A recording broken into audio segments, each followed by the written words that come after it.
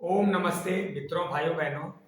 आज मैं फेफड़ों से संबंधित डिजीज यानी लंग्स से संबंधित रोगों की चर्चा करूंगा और सामान्य सा उसका उपचार बताऊंगा, ताकि आप ना अस्पताल, न डॉक्टर, ना बेमतलब के टेस्ट और बड़े रोगों में भी ना फंस पाए आप, और आप सामान्य रूप से इसको ठीक कर ले थोड़े दिनों में। देखिए, किसी भी चीज को सही करने के लिए या सही जीवन पद्धति अपनाने के लिए भी तीन चीजों की जरूरत होती है: बोध, शोध और अनुभव।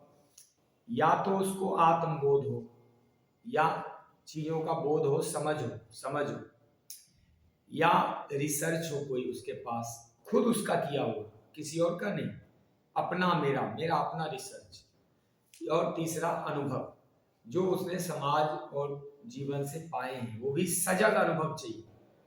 कई तो ज्यादातर अनुभव मान्यताएं झूठे पड़े होते हैं मस्तिष्क में। तो अभी आता हूं मैं कम टू द पॉइंट। देखिए,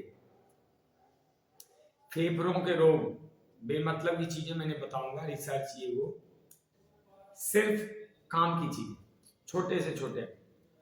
फेफड़ों के रोग, चाहे वो अस्थमा हो, ब्रोंकस अस्थमा हो, किसी प्रकार का लंग में पानी भरना, या लंग कमजोर हो जाना, टीबी, ट्यूबरकुलोसिस की शिकायत हो, या फिर ये थ्रोट है, गले में इन्फेक्शन हो, फेफड़ों में लंबे समय तक कफ के जमाव या दवाओं को खाने के कारण कई अन्य प्रकार के रोग हो गए हों, कोलेस्ट्रॉल बढ़ने के कारण, हृदय में सूजन होने के कारण सांस खुल के नहीं आता हो, लगातार कफ विकार का बने रहने की वजह से भी श्वास छोटा हो गया हो, और फेफड़े का पूरी तरह फंक्शनिंग नहीं होना, फेफड़े में कमजोरी आना, सांस नहीं आना खुल के, थकावट हो जाना।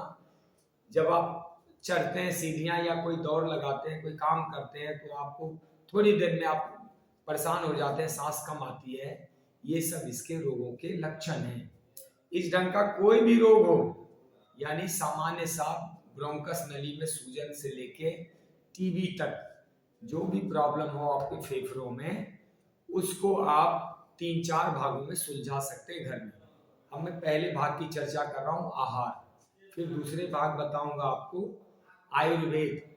तीसरा भाग बताऊंगा नेचुरोपैथी में आप क्या क्या कर सकते हो। चौथा भाग बताऊंगा कि योगा अभ्यास क्या कर सकते हो। आपको सबसे लास्ट में योगा अभ्यास का वीडियो मिलेगा। देखिए, पहले भाग में आहार बताता हूँ। लंग्स के लिए सीजनल फ्रूट, आजकल जैसे अंगूर आ रहा है, अंगूर अद्भुत है। अनार बहुत ही अनोखा है।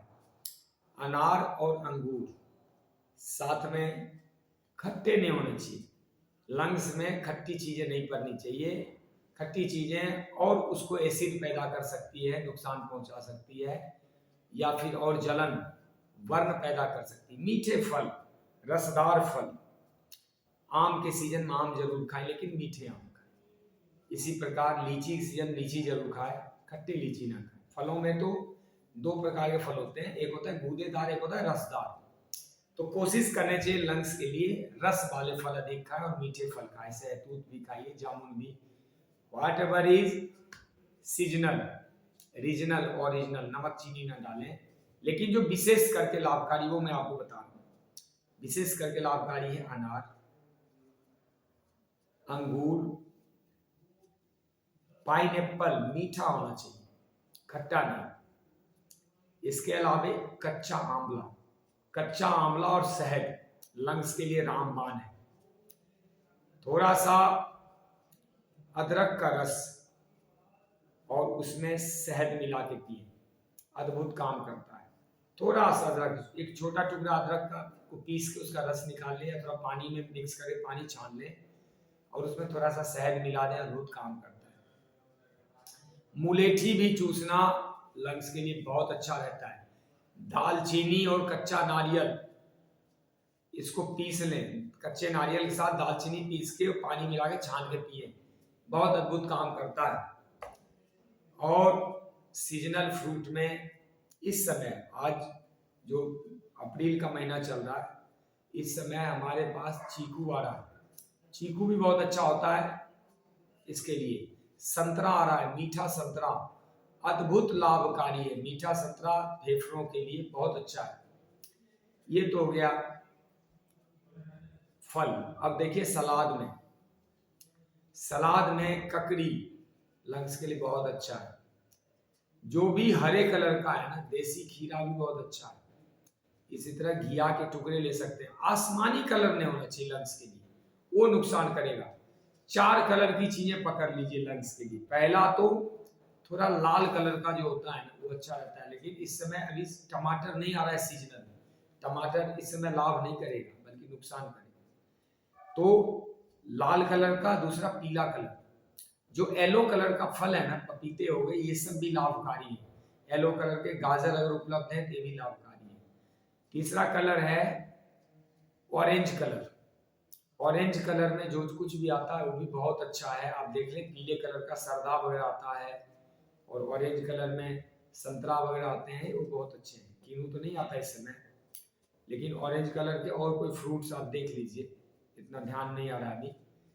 इसी प्रकार हरे कलर में जो ग्रीन कलर है, ग्रीन कलर भी लंग के लिए अच्छा होता है। लेकिन जो कलर आसमानी है, बैंगनी है, या जो वायलेट इंडिगो है, आसमानी है, जो ब्लू है, नीला है, ये सब कलर अच्छा नहीं होता लंग्स के लिए। ये सब नुकसानदायक होता है। शीतल बहुत होता है, वो ठंडा होता है। तो सब्जी आपको बता दिया, जो इस कलर की सब्जी हो ना, जैसे शिमला मिर्च वगैरह मिले लाल कलर की, तो वो जरूर खाइए, अच्छा है। लाल कलर का बंद गोभी वगैरह आता है, ये भी बहुत अच्छा है। और आप इस समय देख ले, हरे कलर में तो तमाम आता है, शिमला मिर्च है और परवल, करेला, घिया, तोरी, टिंडा, ये सब तो चलता रहता है। भिंडी भी आ रहा है।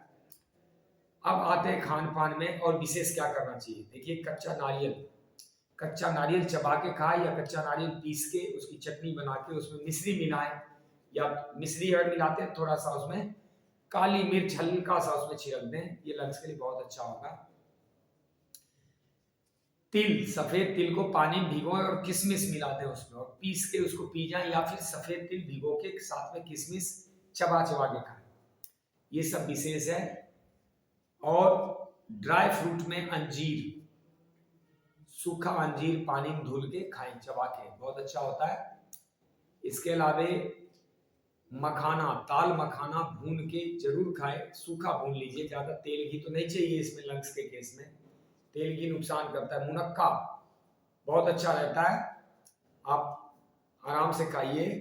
इसी प्रकार अजवाइन, सौंफ, धनिया, जीरा, थोड़ा सा चाहे 1 टमाटर भी डाल लें, तुलसी का पत्ता डाल लें, इसको उबाल के और इसका सूप पीजिए, हल्का सा काला नमक के साथ सूप पिए, बहुत अच्छा रहेगा लंग्स के लिए। और अब आगे मैं बढ़ता हूँ। ये हो गया भोजन, सिंपल जौ की रोटी, चावल, साथ में सब्जी ज्यादा खाएं, दाल नुकसानदायक है। दूध, घी, दही, ये सब नुकसानदायक है। तेल भी नुकसानदायक है लंग्स के लिए। Non veg, packed food, bakery के पदार्थ, ये सब नुकसान करने वाले हैं। सिंपल खूब फल खाइए, ड्राई फ्रूट्स खाएं, सब्जी, जौ या चने की रोटी या चावल सब्जी खाएं, आंवले की चटनी, मेथी के पत्ते, पालक के पत्ते, चौलाई के पत्ते, जो भी सीजनल साग के पत्ते होते हैं वो जरूर खाएं, लंग के लिए बहुत अच्छा है। 150 ग्राम पत्ते में आंवला मिला के, थोड़ा लहसुन अदरक भी मिला के आप खा सकते हैं। लंग्स के लिए वैसे तो हरी मिर्च अच्छा रहता है, 1 आध हरी मिर्च या टुकड़े लेना चाहिए। लेकिन यदि आप रोज मिर्ची ऑलरेडी खा रहे हैं तो आपको नुकसान करेगा, फिर आप मिर्ची ना खाएं। लंग्स के लिए मिर्ची उन्हीं को फायदा करेगा जो मिर्ची नहीं खाते। तो मैं बारीकी से इसको समझा देता हूँ। इसलिए जिनको अस्थमा और कफ की समस्या है और ठीक ठाक है, तो पानी पी के उल्टी करें, जो कि मैं आगे बताने वाला हूँ। नाक में ऑयलिंग वगैरह सब बताने वाला हूँ। ये हो गया मोटा मोटा भोजन की बातें, और भी कुछ याद आएगा तो आपको बताएंगे। लेकिन ये अनार, अंगूर, ये सब चीजें बहुत, किशमिश, ये सब बहुत फायदेमंद है। आंवला, ये 4-5 तीसरी बार बोल रहा हूँ, याद कीजिएगा। नेक्स्ट बातें हैं कि आप इसके लिए आयुर्वेद क्या प्रयोग करें। फेफड़ों के लिए, लंग्स के लिए, या आपके अस्थमा, ब्रोंकस वगैरह के लिए आयुर्वेद के तौर पे आप पंच रस ले सकते हैं, जिसमें आंवला, एलोवेरा, नीम या गिलोय, तुलसी। आंवला, एलोवेरा, गेहूं का जवारा, नीम या गिलोय और तुलसी, ये 5 चीजें या 6 चीजें भी डाल देंगे तो कोई दिक्कत नहीं, इसका रस पी सकते हैं। हल्दी, पान का डंठल, पान का डंठल, देखिए 1 टुकड़ा हल्दी, उतना ही टुकड़ा अदरक, 2 से 3 पान का डंठल, 2-3 कलियां लहसुन, इसको पीस लें सलबट्टे पे या ऐसे मिक्सी में चला लें और गुनगुना पानी में इसको मिला दें और छान लीजिए। थोड़ा शहद मिलाइए और नींबू का रस डालना है, बिल्कुल हल्का डालना है, खट्टी चीजों से थोड़ा परहेज कीजिएगा, थोड़ा डाल सकते हैं और गुनगुना पानी में खाली खाली पेट पी के, या इसकी चटनी बना के चाटें तो और अच्छा है। 1 घंटे तक मुंह में कुछ नहीं लेना, ये चीजें लेते हैं तो 1 घंटे तक मुंह में कुछ नहीं लेना है। त्रिकटु ले सकते हैं, इसमें प्रवाल पिष्टी त्रिकटु, और इसमें सितोप्लानी चूर्ण वगैरह लेते हैं सामान्य रूप से। दालचीनी, सौंठ पाउडर भी लेते हैं, मुलेठी भी लेते हैं, ये सब तो मैं बता चुका हूँ। तो आप आयुर्वेद का भी ले सकते हैं, पतंजलि में आता है लक्ष्मी विलास वगैरह, वो ले सकते हैं। स्वसारी बटी, ये सब तो कॉमन चीजें सब जानते हैं। घर पे क्या कर सकते हैं आयुर्वेद में, तो घर पे छुहारा भून के उसको काली मिर्च और शहद मिला के ले सकते हैं। काली 4-5 छुहारे भून ले आग पे और उसका बीज निकाल दें और उसमें थोड़ा थोड़ा 1-1 काली मिर्च डाल दें, और वो तो ऐसे बहुत मीठा होता है, उसको ऐसे ही चबा खा सकते हैं। कई लोग उसको शहद में मिला और मीठा करते हैं, ये भी खा सकते हैं। शहद और सौंठ का चूर्ण भी मिला के ले सकते हैं, ये सब आयुर्वेद है। अब आगे मैं जो बताने जा रहा हूँ वह है पंचकर्म, या इसके द्वारा आप घरेलू चिकित्सा क्या कर सकते हैं। हॉट फुट बाथ, गर्म पानी में पैर डुबाइए। मेरा हॉट फुट बाथ पे वीडियो बना हुआ है। सबसे पहले गुनगुना पानी पीना है, सहने लायक गर्म पानी 3-4 लीटर में पैर डुबोने, कंबल ओढ़ के बैठ जाना, सर पे गीला तौलिया रखना, 1-1 मग पानी निकालते जाओ ठंडा होने पर और 1-1 मग गर्म डालते जाओ, पसीना निकलने तक हॉट फुट बाथ करें, अद्भुत काम करता है। इसके अलावे आप कुंजल और नेति करिए, पानी पी के थोड़ा उसको वोमिट कर दें सुबह में खाली पेट, ये बहुत लाभकारी होगा, उससे कफ निकल जाते हैं। नेति, जल नेति, देखिए ये ग्लास है, मान लीजिए इसमें मैंने बता रखे वीडियो बने हुए हैं, आप देखिएगा, स्क्रॉल करके जाइएगा, फेसबुक पे भी लोड है। गुनगुना पानी में थोड़ा फिटकिरी मिलाएं गिलास में और चुल्लू में पानी भरें और नाक से खींच लें, सफाई करें बार बार। अगर ये 10-15 बार 20 बार करते हैं, आपकी नासिका रंध्र धुलाई हो जाएगी, बढ़िया सफाई हो जाएगी, कफ विकार निकल जाएंगे, काफी कफ बाद में भी आएंगे। सनबिंदु या आप चाहे तो अनु तेल या कुछ नहीं तो सरसों का तेल भी नाक में जरूर डालें। फेफड़े पे कपूर और तिल के तेल की मालिश कीजिए, फेफड़े और पीछे लंग्स पे दोनों तरफ, आगे पीछे।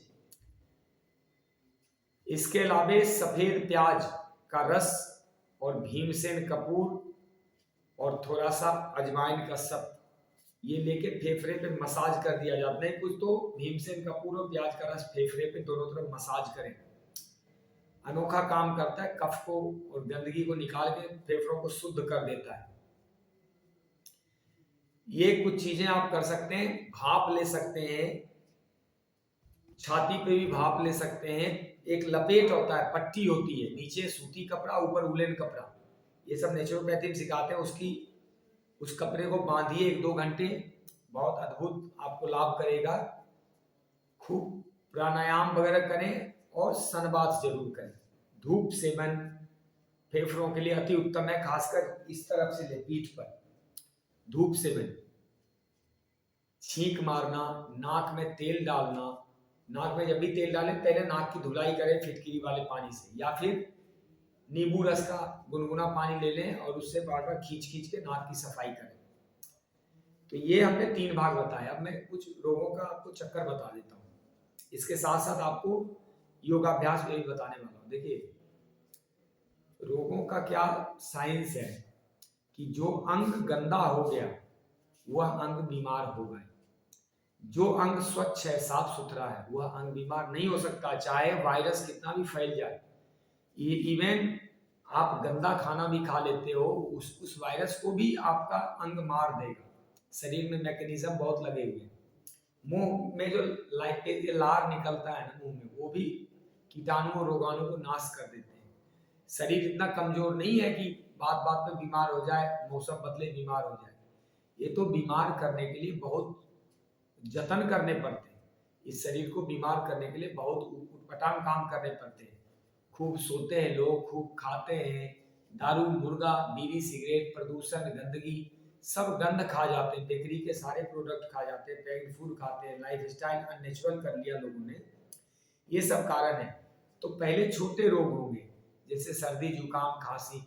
ये जब आप ठीक नहीं करेंगे, लगातार बना रहेगा, साल 6 महीना बीत जाएगा, टेबलेट से मनोरंजन, दवाओं से मनोरंजन करते हुए, तब ये बड़े रोगों में कन्वर्ट होना शुरू होगा। जब दवाई खाओगे, फेफड़े में कफ सूखने लगता है, धीरे धीरे करके वो अस्थमा का रूप लेने लगता है। फिर वो जो वायरस होते हैं, उसको और दूध घी खिलाओगे तो फेफड़ों को ही खाना शुरू कर देता है वो वायरस। इतना मजबूत, इतना पुष्ट होता है वायरस। तो कभी भी उसको प्रोलिफरेट ना करो। जब इलाज कर रहे हो तो वायरस को बढ़ाने वाला कोई भी भोजन या कोई भी आहार, किसी प्रकार का कोई तत्व मुंह में नहीं डालना। जैसे एक दिन खूब दम भर के घी और मिठाई खा लोगे तो इलाज भी कर रहे हो तो 8 दिन पीछे चला जाएगा। तो कोई भी घी वाली चीजें नहीं देनी है। Treatment is all about two things, एक to enhance your immunity and to detox your virus. दो ही बातों पर डिपेंड करता है आपका हेल्थ। इम्यूनिटी को बढ़ाना, यानी अपनी शक्ति को, रेसिस्टेंस को बढ़ा दो, और दूसरा जो वायरस है जिसके कारण रोग हो रहे हैं, उन कारणों को दूर कर दो, वायरस को समाप्त कर दो। चाहे HIV एड्स क्यों ना हो, चाहे BP, शुगर या टाइफाइड या कोई और इन्फेक्शियस डिजीज क्यों ना हो, सब में ये दो ही फॉर्मूला काम करता है। एक, इम्यूनिटी बढ़ाने वाले काम करो, योग करो, नेचुरोपैथी अपनाओ, खान पान में नेचुरल डाइट अपनाओ, और वायरस को खत्म करने के लिए नेचर ने बहुत कुछ दिया है। आयुर्वेद में बहुत कुछ है, त्रिफला है, अजवाइन है, नीम है, आंवला है, गिलोय है, एलोवेरा है, या आप देखेंगे कि बेल, अमरूद, नींबू के पत्ते, करी पत्ते, सब काम करते हैं वायरस समाप्त करने के लिए।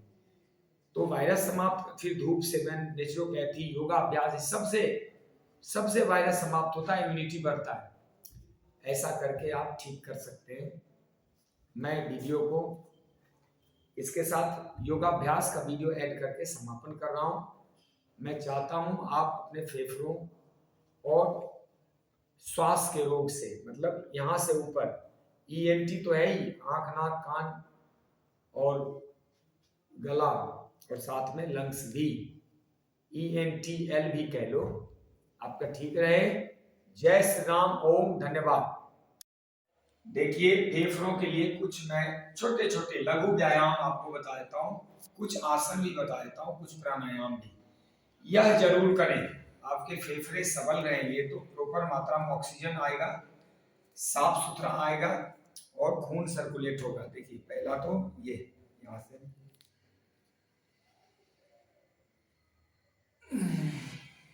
पीछे सांस भरेंगे, आगे खाली करें,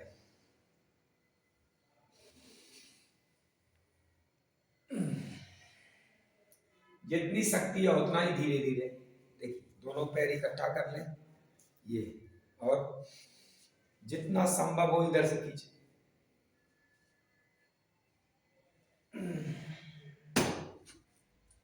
थोड़ा गैप कर ले 1 फीट का, और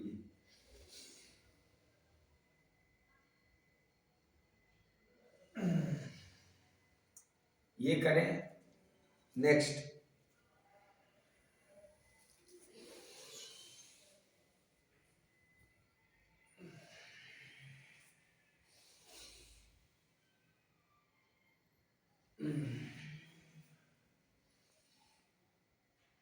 ठीक है। नेक्स्ट देखिए, एक पैर पे खड़े होके सांस भर के थोड़ा खींच के रखें 10-15 सेकेंड।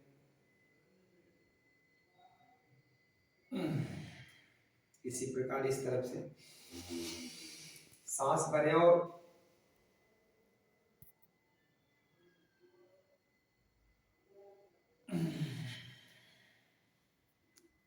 कंधे पे हाथ रख के पंपिंग कर दे थोड़ा।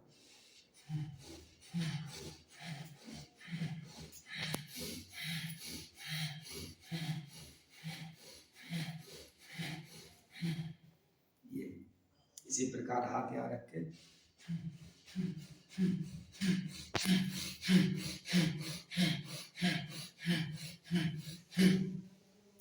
ये है फेफड़ों के कुछ व्यायाम। अब बैठ के देखिए, एक दो आपको आसन बता देते फेफड़ों के लिए, लंग्स के लिए। ये ऐसे अर्धमत्स्यंगासन, एक पैर ऐसे, एक पैर पहले ऐसे कर लें, दूसरा ऐसे खींच लें, ये हाथ पीछे और ऑपोजिट हाथ ऐसे लगा के पीछे देखें, थोड़ा रोक के रखें। इसी प्रकार दूसरे पैर से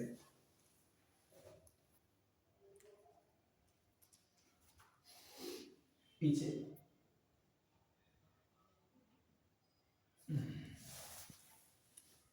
और देखें इसमें एक गोमुखासन करते हैं। यहां से ऐसे ऐसे बैठ के जो पैर ऊपर है उसी हाथ को ऊपर से और पीछे पीछे देखिए, हमने दोनों उंगली को उंगली से पकड़ दी, दोनों हाथ को यूं देखिए, यूं इसको पकड़ के यूं और यूं थोड़ा सा पीछे की तरफ खींच के रखें, सांस अंदर भरा हुआ। यदि ये करते हैं ये बहुत अच्छा है। इसी प्रकार पैरों को चेंज कर सकते हैं।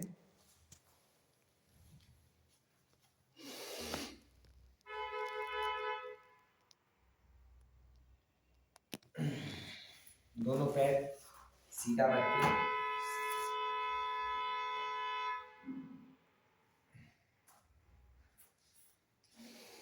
एक पैर उठा के, इससे भी फेफड़ों में और भी फायदे होते हैं, फेफड़ों में भी फायदे होते हैं।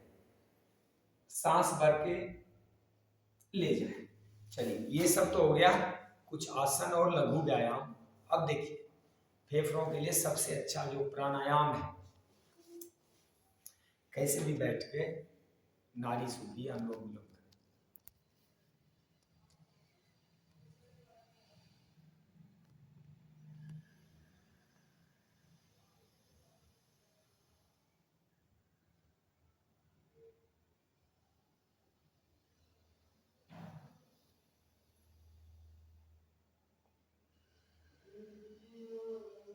देखिए ये तो हम नाड़ी शोधन कर सकते हैं, अनुलोम विलोम भी कह लो, करना तेज नहीं। इसी प्रकार भ्रष्टिका,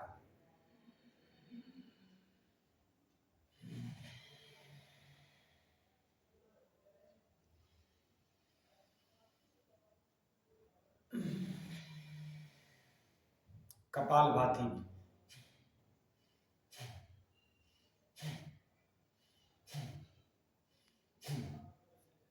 भ्रमर भी।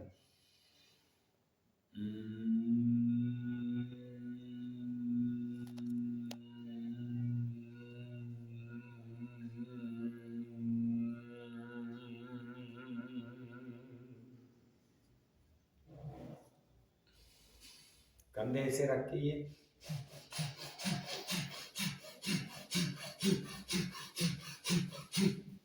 सब प्राणायाम आप कर ले, थोड़ा थोड़ा जो भी आप कर सकते हैं बस।